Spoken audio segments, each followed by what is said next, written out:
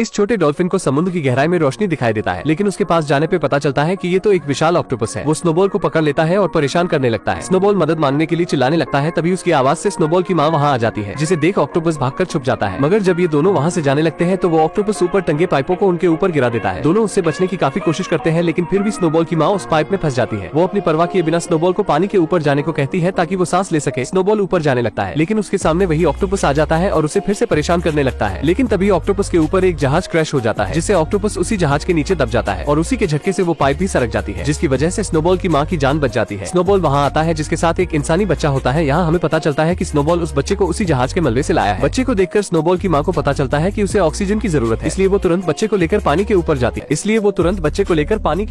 है। इसके बाद हम समुद्र के कई क्रीचर्स को देखते हैं और इन सभी का एक कछुआ सरदार होता है। सरदार को उस बच्चे की मासूमियत देखकर उसे समुद्र में रहने की इजाजत दे देता है। इसके बाद स्नोबॉल की माँ उस बच्चे का नाम लुकस रखती है। समय बीतता है और हम स्नोबॉल और लुकस को देखते हैं, जो अब बड़े हो चुके हैं और वो हमेशा हंसी खुशी खेलते रहते हैं। लेकिन एक दिन स्नोबॉल लुकस को उसकी सच्चाई बता देता है कि वो उसे जहाज के मलबे में मिला था और ये भी कहता है कि तुम डॉल्फिन नहीं हो और ना ही कोई क्रिएचर, तुम तो बस एक इंसान के बच्चे हो। ये बात सुनकर लुकस उससे और भी सवाल पूछने लगता है और कहता है तो मुझे उसी जहाज के मलबे के पास ले चलो। लुकस के काफी जिद करने पर स्नोबॉल उसकी बात मान जाता है और दोनों वहाँ पहुँच जाते हैं। लुकस जहाज के मलबे के अंदर जाने के लिए उसका दरवाजा खोलता है और दोनों अंदर चले जाते हैं, लेकिन दोनों इस बात से अनजान थे कि इनकी इस गलती की वजह से सालों पहले कैद हुआ ऑक्टोपस मलबे से बाहर निकल जाएगा और इन्हें पता भी नहीं चलता। तभी लुकस को एक लॉकेट मिलती है। लुकस उसमें लगी फोटो को अपनी माँ मानकर उसे रख लेता है और वहीं इन्हें ढेर सारे चमकते हुए प्लांटिस मिलते हैं, जिसे खाने के बाद दोनों अपना होश खो बैठते हैं और खुशी से खेलने लगते हैं। लेकिन स्नोबॉल की माँ को ये बात पता चल जाती है कि स्नोबॉल लुकस को सारी सच्चाई बता चुका है और ये दोनों जहाज के मलबे में भी गए थे। लेकिन लुकस स्नोबॉल की माँ से गुस्सा हो जाता है, क्योंकि उन्होंने उससे ये बात छिपाई थी। इसलिए लुकस को लगता है कि उसकी असली माँ उसे जहाज के मलबे में मिल सकती है और लुकस स्नोबॉल के साथ वहाँ पहुँच जाता है। लेकिन तभी वहाँ स्नोबॉल की माँ आ जाती है, जो उन्हें वहीं रुकने को कहती है और खुद की जान खतरे में डालकर मलबे के अंदर लुकस की माँ को ढूंढने चली जाती है। लेकिन तभी इसका फायदा उठाकर वो ऑक्टोपस स्नोबॉल की माँ को उसी मलबे में कैद कर देता है। ये दोनों अपनी माँ को बचाने की बहुत कोशिश करते हैं, लेकिन लुकस को ऑक्सीजन की कमी होने लगती है। इसलिए स्नोबॉल की माँ स्नोबॉल को उसे ऊपर ले जाने को कहती है ताकि उसे ऑक्सीजन मिल सके। स्नोबॉल ऐसा ही करता है और कठिनाइयों का सामना करते हुए लुकस को बचा लेता है। इसके बाद ये दोनों अपने कबीले के सरदार के पास जाते हैं और उन्हें सारी बात बताते हैं, लेकिन उन्हें लगता था कि वो तो सालों पहले ही मर चुका है। तभी वहाँ वो ऑक्टोपस आ जाता है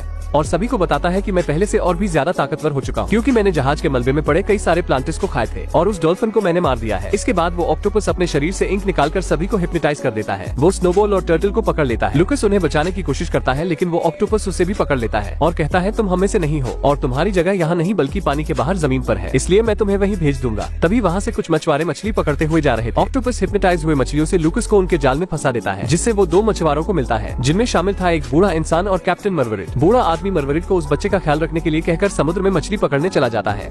कुछ देर बाद जब लुकस की आंख खुलती है तो वो अपने आप को जमीन पर पाता है, इसलिए वो चुपके से वहाँ से समुद्र में भागने लगता है, लेकिन मरवरिट उसे देख लेता है और पकड़ लेता है। लुकस किसी भी तरह वहाँ से निकलकर समुद्र के किनारे आता है, लेकिन वो वहाँ कई सारे डॉल्फिन्स को देखता है, जो उसी कमीने ऑक्टोपस की वजह से यहाँ फंस चुके थे, जिसमें स्नोबॉल भी शामिल होता है। वो दोनों अपनी माँ के गुजर जाने के दुख से रोने लगते हैं। मरवरिट लुकस को डॉल्फिन से बात करते हुए देखकर घबरा जाता है और जब लुकस स्नोबॉल को समुद्र में ले जाने की कोशिश कर रहा था तो उसे देख मरवरिट भी लुकस के साथ स्नोबॉल की मदद करता है और दोनों स्नोबॉल को समुद्र तक छोड़ देते हैं। इसके बाद मरवरिट लुकस को वही लॉकेट दिखाकर कहता है कि मैं तुम्हारी माँ को जानता हूँ और मैं तुम्हें वहाँ लेकर जा सकता हूँ। मरवरिट की ये बातें सुनकर लुकस मान जाता है और स्नोबॉल को अकेला ही समुद्र में भेज देता है। दूसरे दिन जब लुकस सो रहा था तो मरवरिट उसे एक कमरे में बंद करके वहाँ के सबसे अमीर मछुआरे के पास जाता है और उसे बताता है कि मेरे पास एक ऐसा लड़का है जो मछलियों से बात भी कर सकता है और पानी में भी देर तक रह सकता है। ये सुनकर वहाँ के सभी मछुआरे उसका मजाक बनाने लगते हैं। अमीर मछुआरा उससे कहता है अगर ऐसी बात है तो वो पानी में सबसे तेज तैरता भी होगा और अगर तुम्हें अपनी बात को सच्चा साबित करना है तो उस बच्चे को हमारी रखी गई शी सेल हंटिंग कॉम्पिटिशन में शामिल करना होगा। मरवरिट उसकी शर्त मान जाता है।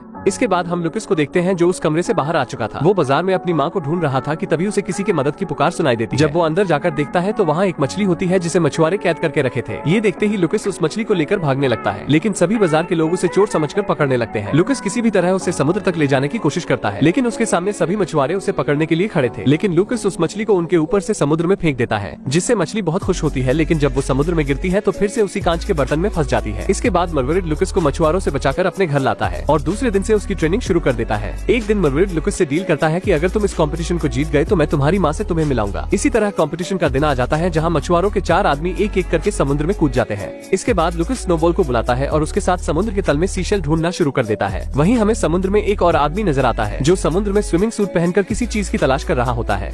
और उसे लुकस का वो लॉकेट मिल जाता है। वहीं मछुआरों के चारों आदमी फटाफट ढेर सारे सीशल ढूंढ लेते हैं और जब सीशल को गिना जाता है तो लुकस उनकी बराबरी नहीं कर पाता क्योंकि वो बहुत ही कम सीशल ला पाया था, जिस वजह से मरवीड ये शर्त हार जाता है और शर्त के अनुसार उसे मछुआरे के नाव पर काम करना पड़ेगा। लेकिन उनके जाने के बाद मरवीड को पता चलता है कि लुकस द्वारा पाए गए सभी सीशल में कीमती मोती हैं। ये देखकर मरवीड खुशी से झूम उठता है क्योंकि इन मोतियों से वो करोड़पति बन सकता है। लेकिन तभी वहाँ एक हुक आकर उनके नाव पर फंसता है, इसलिए मरवीड मोतियों को बचाने के लिए उन्हें निगल जाता है। उतने में एक लकड़ी आकर उसके सर में लगती है, जिस वजह से वो बेहोश हो जाता है और आँख खुलने पर मरवीड और लुकस खुद को बड़ी जहाज पर पाते हैं जहाँ उन्हें 3 महिलाएं दिखती हैं। वो मरवीड को डराकर उन मोतियों के बारे में पूछती हैं, लेकिन उन्हें पता चलता है कि मरवीड मोतियों को निगल चुका है। इसलिए वो दोनों को लेकर एक आइसलैंड पर जाते हैं जहाँ उनकी रानी रहा करती है, जो कि एक बूढ़ी औरत है और वो एक गुफा में जादुई सूप तैयार कर रही थी, इसलिए उन्हें उन मोतियों की जरूरत थी जो मरवीड निगल चुका है। लेकिन वो मरवीड को देखते ही पहचान जाती है क्योंकि 10 साल पहले मरवीड एक औरत को इस बुढ़िया के पास लाया था। असल में जो प्लेन सालों पहले क्रैश हुआ था उसमें लुकस और उसकी माँ भी थी। मरवीड किसी तरह लुकस की माँ को तो बचा लेता है, लेकिन बाकियों का कुछ पता भी नहीं चला और तब से वो बूढ़ी औरत लुकस की माँ का ख्याल रखती थी। लेकिन इतने वर्षों बाद भी लुकस की माँ के हालत में कोई सुधार नहीं आया था। वो सभी ये सोच ही रहे थे कि उन्हें क्या करना चाहिए। इतने में वही बूढ़ा व्यक्ति वहाँ आ जाता है जिसने लुकस का वो लॉकेट पाया था। वो उन्हें कहता है कि जो प्लेन क्रैश हुआ था उसमें एक केमिकल भी था और सिर्फ वही केमिकल लुकस की माँ को ठीक कर सकता है, लेकिन उसे वहाँ से केवल लुकस और उसका डॉल्फिन ही ला सकता है। लुकस ये सुनते ही अपनी माँ के लिए वो केमिकल लाने के लिए तैयार हो जाता है और रात में जब सब सो रहे थे तो लुकस उस बूढ़े आदमी के साथ समुद्र में उस केमिकल को लाने के लिए निकल जाता है। समुद्र के अंदर जाने पर लुकस को पता चलता है कि उस कमीने ऑक्टोपस के इंक के कारण पूरे समुद्र के जीव धीरे धीरे उस ऑक्टोपस के गुलाम बनते जा रहे हैं। लुकस किसी भी तरह उस ऑक्टोपस से चिपटे हुए उस जहाज के मलबे तक पहुंच जाता है और उस केमिकल को ढूंढकर उस बूढ़े मछुआरे को दे देता है। लेकिन केमिकल को पाते ही वो मछुआरा लुकस को अपनी असलियत बताता है कि वो कई सालों पहले से इस केमिकल की तलाश कर रहा था और वो लुकस के परिवार के साथ उस केमिकल को तैयार किया था जो किसी भी जीव को बहुत ही शक्तिशाली बना सकता है और इसी कारण तुम्हारे पिता की मौत हो गई, जिससे लुकस की माँ समझ गई कि ये इंसानों के लिए कितना खतरनाक हो सकता है और ये किसी गलत हाथों में ना पड़ने पाए। लेकिन ये बूढ़ा इंसान उस केमिकल से खुद को पावरफुल बनाना चाहता था, इसलिए लुकस की माँ किसी भी तरह प्लेन से निकल जाती है। लेकिन ये बूढ़ा इंसान उस प्लेन को ही क्रैश करवा दिया था। इसकी बातें सुनकर लुकस उस पर गुस्सा होता है और उसे मारने के लिए आगे बढ़ता है, लेकिन वो बूढ़ा इंसान उस केमिकल को समुद्र में डाल देता है और उसे वो कमीना ऑक्टोपस पी लेता है, जिससे वो बड़ा और खतरनाक हो जाता है। इसलिए वो उस मछुआरे का पालतू बन जाता है। वो लुकस को मारने के लिए उस पर गोली चलाता है, लेकिन तभी स्नोबॉल वहाँ आ जाता है और लुकस को बचाकर समुद्र के किनारे लाता है। लेकिन जल्द ही स्नोबॉल भी हिप्नोटाइज हो जाएगा क्योंकि उसके अंदर इतनी क्षमता नहीं है कि वो उस इंक से बच सके। ये सुनते ही वो बूढ़ी औरत उसी जादुई सूप को मंगवाती है और उसे स्नोबॉल को